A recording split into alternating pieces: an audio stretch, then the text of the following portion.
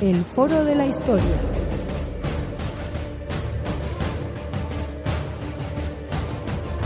El pasado tiene mucho que contar.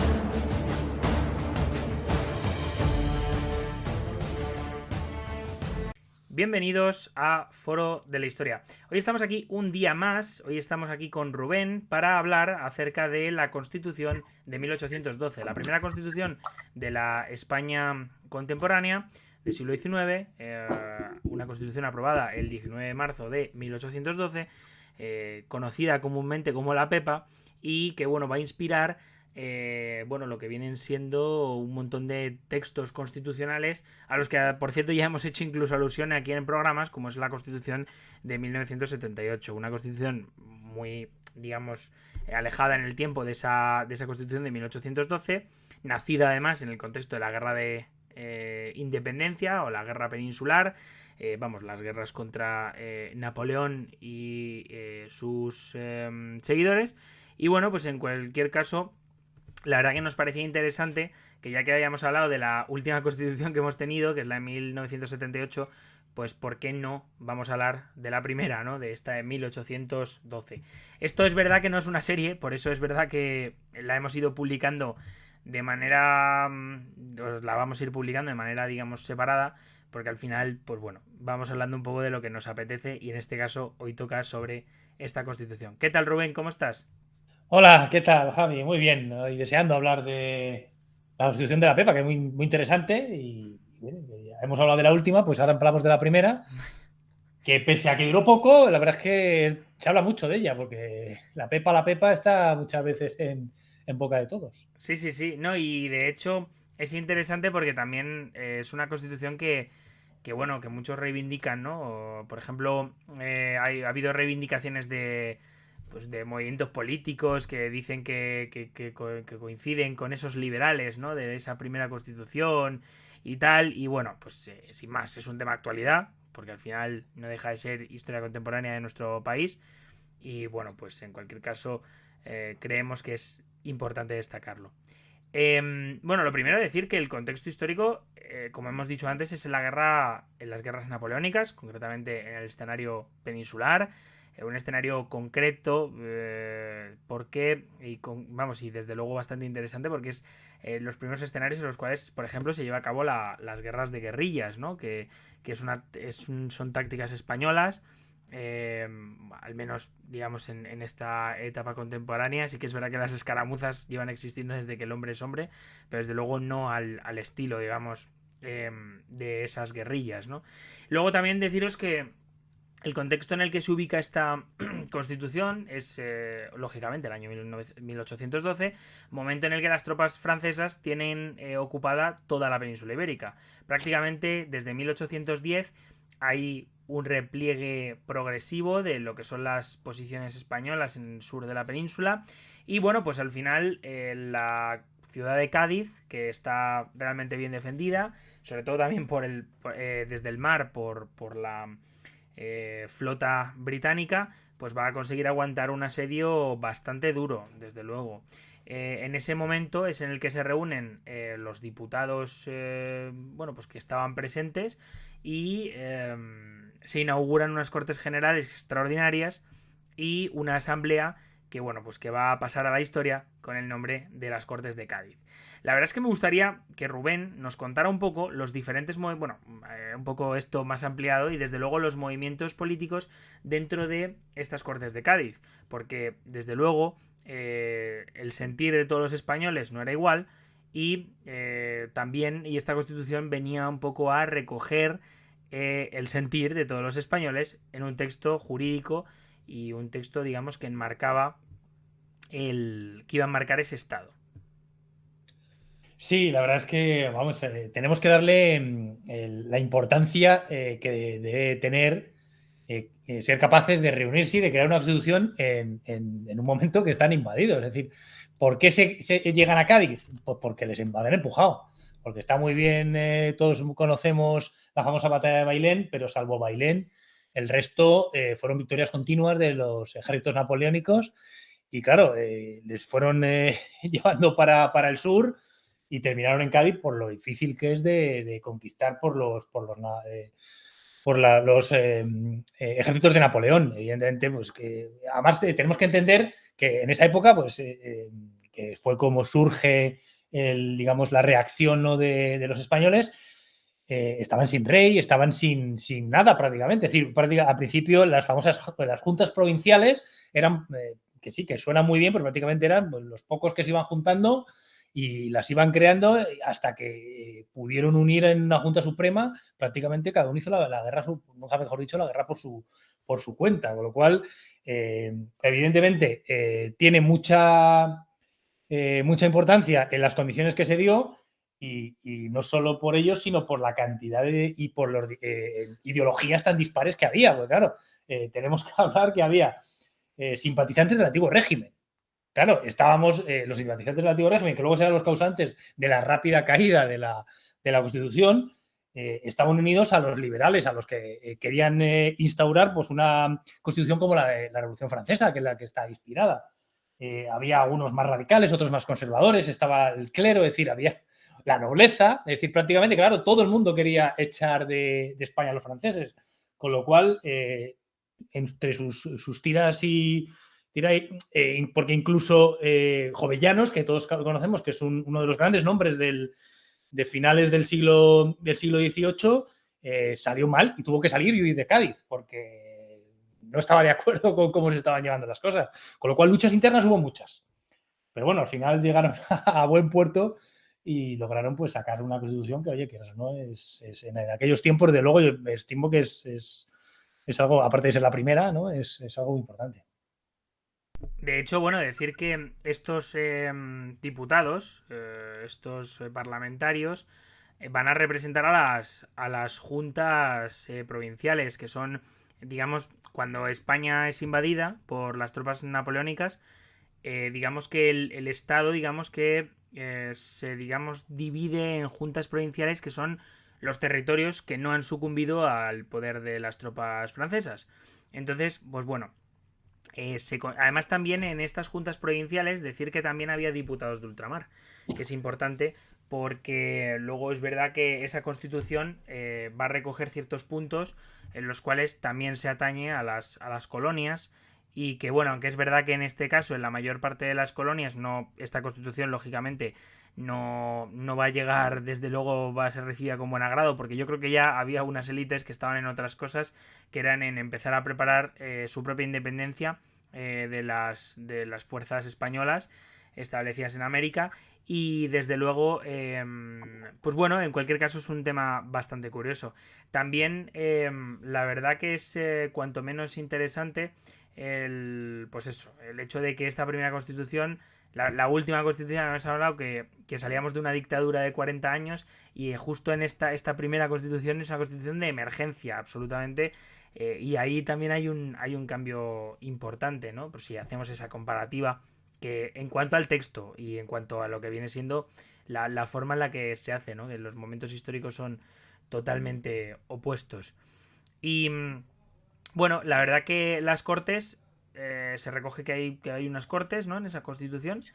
Sí, además, primero, como hemos comentado, se reunieron en San Fernando, en la isla de León, y luego, pues al final, los primeros meses, y luego ya fueron al oratorio de San Felipe Neri, que es donde realmente pues, se reúnen a partir de febrero de 1811, donde redactan la Constitución. Más o menos se estima que aproximadamente se dieron reunir en total unos 300 diputados, pero nunca juntos. Es decir, por ejemplo, la primera sesión, que fue en 1810, en septiembre de 1810, se reunieron 102 diputados, de los cuales, curiosamente, solo uno indiano, es decir, uno de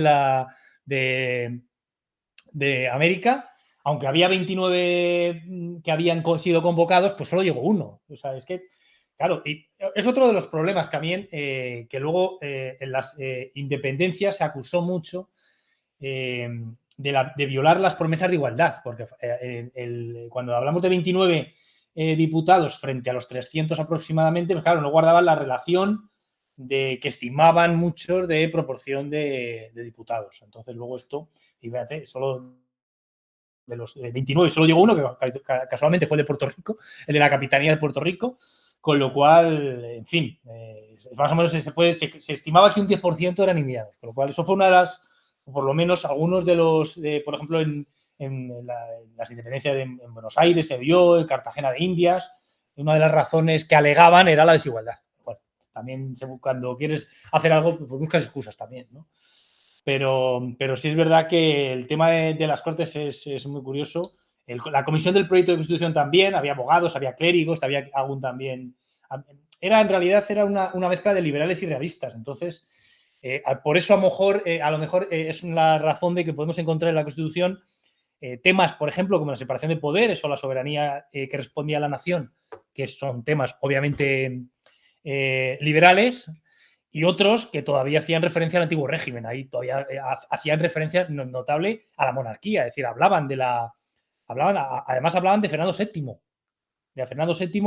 que actualmente reina, dice literalmente, o sea, que asumen totalmente, mejor dicho, no asumen el reinado de José Bonaparte y evidentemente hablaban de Fernando VII.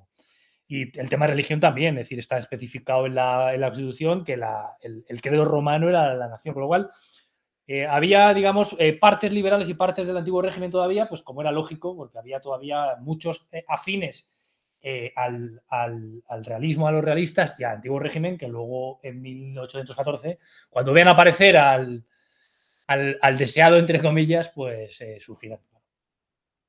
Bueno, también es importante que uno de los artículos más destacados es el de la abolición de la Inquisición.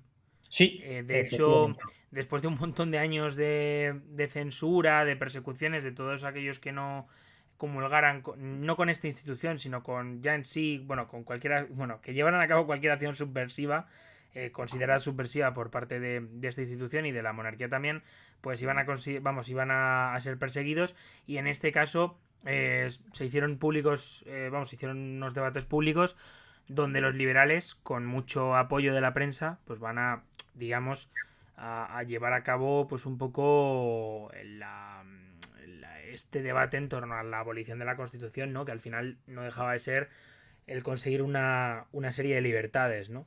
De hecho, en la propia ciudad se va a discutir muchísimo esto en los cafés, y luego hay periódicos como, por ejemplo, El Conciso, El Semanario Patriótico o El Robespierre Español, que este nombre me parece muy curioso, que destacaron, digamos, este tipo de debates.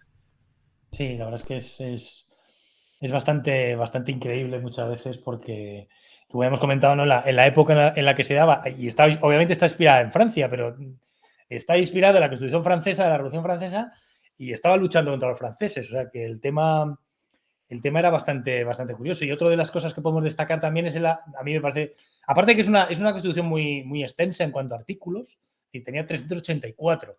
Para que os hagáis una idea, la actual que tenemos en España, la del 78, que es muy extensa comparada con la de Francia, la de Alemania, etcétera, tiene 169, con lo cual era bastante extensa. Estuvieron 8 años discutiendo la Constitución, pero a mí, por ejemplo, el artículo primero, que hace referencia incluso a que la Constitución es la nación, bueno, te lo leo porque me parece, la nación española es la reunión de todos los españoles de ambos hemisferios. O sea, ahí dejaba claro la idea que se tenía en España, mucho más allá de las colonias, que se dice tal, no hace ninguna referencia a colonias, sino a españoles como los de aquí. Otra cosa es luego el tema de la representación es otro tema, ¿no? Hombre, sí que es verdad que en España el tema, o sea, las colonias existieron, pero desde luego no tenían el nombre de colonias, y que tampoco son unas colonias al uso como las británicas, por ejemplo. O sea, que decir, al final el colonialismo no deja, o las formas de estos imperios no dejan de ser diferentes. Quiero decir, desde Portugal, con esas colonias que al final eran factorías y que digamos que tampoco tenían un control sobre el territorio, como por ejemplo el español, que sí que tenían un control sobre el territorio y que sí que son, digamos que son estados paralelos a lo que es el poder peninsular, ¿no? Sí, el concepto es totalmente diferente al británico, por ejemplo, o al portugués. Claro, sí, por supuesto. Está totalmente claro. Bueno, de hecho, el portugués tienes que fijar, es decir, hay países, o sea, lugares donde han estado los portugueses comparados con lugares donde han estado los españoles, en cuanto a América, en cuanto a la cultura que han dejado, en cuanto a las construcciones que han dejado. Es decir, no tiene, evidentemente es otro concepto totalmente diferente. Y a mí particularmente Este primer artículo me encanta. Otra cosa que parece muy curiosa también, aparte que se discutieron varios proyectos a lo largo de estos 8 meses, curiosamente, uno de los que más participaron en el gobierno, en la última, digamos, proyecto final, es una persona que es Antonio Raz Romanillos, que dice, bueno, ¿quién es esta persona? Bueno, pues curiosamente había participado en la carta otorgada de Bayona. O sea que digamos que lo rehabilitaron, es decir, había estado en Bayona en la famosa, bueno, la primera, para algunos cartas, no es una constitución porque realmente no se votó en Cortes ni nada, aunque sí es verdad que la carta otorgada de Bayona era, entre comillas, era bastante liberal para lo que teníamos aquí. Pero bueno, es curioso una persona que fue rehabilitado por la Junta Central y que, bueno, algunos que le llaman traidor porque juega 2 barajas, pero fíjate, participó en la última redacción. También estamos hablando de personas como Argüelles, ¿no? Que los madrileños le conocen mucho por el metro, pero fue una persona muy importante de aquel Muñoz Torrero. Es decir, había muchas personas importantes en esto, en el proyecto de Constitución. Y bueno, como ya has comentado, pues el 19 de marzo, ya llegamos al 19 de marzo de 1812, y que es cuando se promulga la Constitución. ¿Y por qué se promulga la Constitución? ¿Qué pasó un 19 de marzo? ¿Te suena? Pues la verdad es que es muy buena pregunta. Pues un 19 de marzo de 1808 fue cuando sube al trono Fernando VII. O sea, encima lo hacen el 19 de marzo en homenaje a Fernando VII y fue el que acaba con ella. O sea, bueno, suele pasar. Un poco. Y luego, claro, como fuera el día de San José, pues la pepa, claro, es que eso está de hecho, es interesante porque, bueno, en cuanto a lo que al rey se refiere, los poderes del rey tienen modificaciones sustanciales. De hecho, en el antiguo régimen el rey básicamente había ostentado todo el poder. O sea, el absolutismo es el rey lo controla absolutamente todo, ¿no? Y bueno, pues digamos ahora ese poder se va a ver limitado y conservado, bueno, va a ser, digamos, sustentado por las Cortes y la soberanía nacional, que al final... Claro, exacto. De hecho, en el famoso decreto que luego firmará Fernando VII y tal, una de las cosas que alegó o que habló es que le habían despojado de la soberanía, que claro, era suya. Un rey absolutista cree que todo es suyo, es decir, la soberanía es suya. Entonces, claro, el concepto de soberanía, ¿no? El concepto tan de Rousseau, de la soberanía que reside en el pueblo y tal, de la Revolución Francesa, pues claro, era una de las cosas que luego dijo, ¿cómo? Claro, además, de hecho, incluso el Fernando VII, bueno, se quejaba, pues es que la pepa era de carácter jacobino, claro, para él. Era una cosa tremenda, ¿no? Y claro, otra cosa que podemos comentar también importante, porque claro, la pepa realmente duró poco, pero tuvo mucha influencia en muchas instituciones americanas, ¿no? Es decir, incluso hay muchas, como por ejemplo la Constitución de Brasil, que prácticamente está copiada, hay muchas partes copiadas. La Constitución de Brasil de 1822 copiaron muchas cosas directamente de la pepa. La Constitución de Nicaragua. Es decir, hay muchas constituciones que sí bebieron de la pepa. Por eso no solo es importante a nivel de España, sino a nivel de otros países también. Pero claro, ¿qué es lo que ocurre? Que fue muy breve. Javi, fue muy breve. La verdad es que fue... Es decir, probablemente en su constitución que hemos comentado, ¿no? En su formación, es decir, el hecho de que hubiera muchas ideologías diferentes fue la consecuencia probablemente de su final. Estamos hablando de que el respaldo inicial que tuvo, ¿cómo puede ser? Nos podemos preguntar. Claro, es que en aquella época que se juntaran simpatizantes del antiguo régimen, que se juntaran liberales afines a la Revolución Francesa, fíjate, pues claro, tenían un objetivo común en aquellos momentos, ¿no? Que era echar a Pepe Botella o al rey impuesto por Napoleón. En el momento en que el rey impuesto por Napoleón desaparece, pues ya volvemos a lo mismo, ¿no? Es decir, de cayó el respaldo, se formaron los bandos irreconciliables durante mucho tiempo, ¿no? Los absolutistas o los serviles que llamaban, que eran los que defendían, ¿no?, la vuelta del absolutismo, y los liberales, con lo cual ya empezamos a ver pues una constitución que tenía empezaba a tener dudas, falta de legitimidad, la autoridad territorial también estaba en entredicho y incluso podemos decir que la ola liberal era frágil, con lo cual, por ejemplo, otra de los temas que hicieron también resquebrajarse un poco todas las ideas liberales de esta Constitución fueron las elecciones de 1813, donde los liberales, propiamente dichos, solamente tuvieron un tercio de los escaños, o sea, ya eran minoría. Es decir, el clero estaba en contra, incluso la parte de prensa absolutista era bastante, digamos, bastante dura con esta Constitución, y estamos hablando de que solo tenía un año. O sea, en un año prácticamente ya estaba la cosa complicada. Con lo cual, el retorno de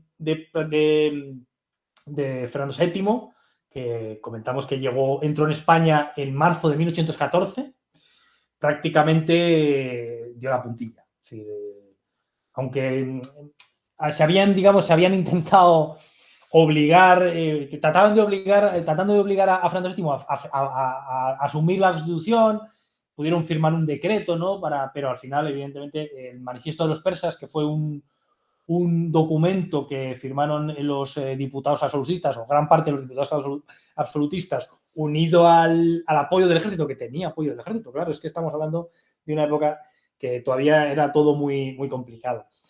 Incluso el recibimiento popular, es decir, cuando la gente le llamaba el deseado, el deseado se lo ponía a la gente, con lo cual luego igual no opinaron igual, pero de primeras la gente le recibió como su rey. Con lo cual, claro, ponte en su papel un rey absolutista con un manifiesto que le han firmado denunciando la Constitución y las Cortes, con el ejército de su lado y con la gente diciéndole ole, ole, ole Fernando VII, pues claro, que le han quitado el trono, que le han quitado su soberanía. Claro, lo tuvo fácil. Y así pasó. Bueno, es interesante porque además luego, como hemos estado... hemos comentado, esta Constitución, aparte de que tuvo una segunda parte también breve, que es ese trienio liberal, por algunos llamado trineo liberal, pues fue altas y bajas, hasta que entraron en España y se acabó la diversión. Pero bueno, en cualquier caso, la verdad que decir que bueno, es cuanto menos un momento bastante interesante e iniciático también para el tema del ejército. Quiero decir, como no sé si para muchos de nuestros oyentes, quizá no lo saben, pero el ejército durante el siglo XIX va a tener un carácter central. También lo hace en el siglo XX. De hecho, el último levantamiento militar que hemos sufrido en España ha sido el levantamiento del 18 de julio del 36. Y digamos que para muchos autores es desde este comienzo del siglo XIX hasta mediados del siglo XX, es digamos ese ciclo donde los militares van a tener un papel central en la vida y van a, digamos, llevar a cabo intromisiones constantes en torno a la vida política española. Y este primer ejemplo, el de la Constitución de 1812, es muy claro. Exacto, porque el ejército fue fundamental. El ejército, cuando los generales que fueron a recibirle a Cataluña, pues él ya se rodeó ya vio que el ejército estaba favorable, con lo cual evidentemente empezó la época que vendría un poco más tarde, pero no, la época de los espadones que llaman, ¿no? Es decir, a los grandes generales que fueron los que asumieron los gobiernos durante el siglo XIX y no sé, la cantidad de golpes de estado que hubo, los pronunciamientos, ¿no? Que parece que suena mejor, pero realmente hubo unos pocos, ¿eh? Y de hecho, incluso... Creo que hubo más de 100 pronunciamientos a lo largo del siglo XIX. Lo que pasa es que no todos fueron exitosos, claramente. Y algunos quizá tuvieron incluso un carácter local, quiero decir, sí, que no son pronunciamientos a gran escala, como por ejemplo, yo que sé, pues es el golpe de estado del 18 de julio del 36, que es un golpe de estado en toda la nación. No es lo mismo que, por ejemplo, el momento en el que se acaba, por ejemplo, no es como el del Martínez Campos, que acaba con la Primera República, que es un golpe de estado, es un pronunciamiento, pero bueno, es un golpe de estado, sino que bueno, hay algunos otros que son un general que se ha sublevado en Cáceres, y entonces ha tomado la capitanía de Cáceres y digamos que quiere subvertir el orden. Y bueno, pues no son, o sea, son golpes de estado muchos de ellos, al uso, ¿no? Pero bueno, son golpes de estado en el siglo XIX, quiero decir. Un momento en el que quizá no lo entendemos porque el estado nuestro del siglo XX, que es el que conocemos, no es el mismo que el del siglo XIX, que todavía tiene remanentes de ese antiguo régimen a su vez. Sí, de hecho, el pronunciamiento de Riego empezó como casi como muy, muy leve. Y fíjate, como que terminó restableciendo, cambiando totalmente vamos, echando a Fernando VII y volviendo a poner la Pepa. O sea que. Y empezó pues poco a poco, ¿no? Es decir, con O'Donnell que voy, que no voy, y al final se terminó uniendo y pues y se proclamó la Constitución. Os digo que sí es verdad que tuvimos, bueno, el siglo XIX español da para mucho, ¿eh? El XIX español da para mucho. Sí que es verdad que a mí personalmente el siglo XIX español no es un siglo que me interese especialmente, pero que es interesante también en lo social, en el sentido de que hay, bueno, una serie de cambios importantes y esto también se refleja en lo político. El movimiento liberal es en todos los ámbitos. Y esto yo creo que luego va a dar paso también a pues el obrerismo en el contexto de la revolución industrial en España, que llega un poquito más tarde, o bueno, digamos, se intensifica más tarde, por así decirlo, ¿no? O ese proceso, digamos, que quizás se inicia unos años más tarde bueno, pues por diversas razones estructurales de la economía española. Y porque estábamos dándonos de hostias, joder. Bueno, también es verdad. Las guerras carlistas son 3 guerras civiles, donde, bueno, pues al final no dejan de ser, cuanto menos una serie de conflictos que bueno, van a mantener a España un poco en stand-by, ¿no? Por así decirlo. Pues la verdad que es un tema interesante este de la Constitución de 1812. Creo que además, bueno, si queréis escuchar a Rubén hablar un poquito más sobre ella, también has grabado un podcast, un programa de radio con Es Radio, que podéis escucharlo, de hecho, en iVoox también. Sí, estuvimos precisamente pues para conmemorar el 19 de marzo, estuvimos hablando un poco sobre la Pepa, sí. Curioso. Pues nada, nosotros por nuestra parte lo vamos a dejar por aquí, que ha sido un capítulo bastante breve. La verdad que también esto es algo que, por cierto, ya expliqué yo en su momento en el proyecto de Bau. Si os veis a la Guerra de la Independencia, no sé si es el tema 14, creo, de esos 22, 23 temas que hemos hecho del proyecto de Bau. Y donde, bueno, pues también hablamos un poquito acerca del contexto y os hablaré yo de la Constitución de 1812. Lo digo por si alguien quiere escucharlo. También, pues nada, dar las gracias a Rubén por estar por aquí, que oye, pues siempre es un placer. Hay que decir que en esta vez hemos hablado menos de... O sea, quiero decir, este programa ha sido menos extenso porque es verdad que esta Constitución de 1812, lógicamente, no nos queda tan cerca, ¿no?, como la del 78 y que al final los actores del 78 siguen vivos. Y bueno, pues en el caso de... Digo, los actores, no como personas, sino las organizaciones políticas siguen bueno, pues siendo relevantes en la vida política del país. Y en el caso de 1812 estamos hablando de una sociedad radicalmente diferente y una política radicalmente diferente a la nuestra, ¿no? Pero bueno, no por ello menos importante. Así que, bueno, dicho esto, nos despedimos. Sabéis que nos tenéis en Spotify, en iVoox, nos tenéis también en YouTube, donde por cierto estamos ya con unos 100 y pico seguidores. La verdad que está funcionando muy muy bien el canal de YouTube. Para la poca promoción que le damos, también le digo. Y bueno, nos tenéis en otros sitios. Así que nada, gracias y nos vemos en el siguiente episodio. Chao. Hasta luego. Hasta luego.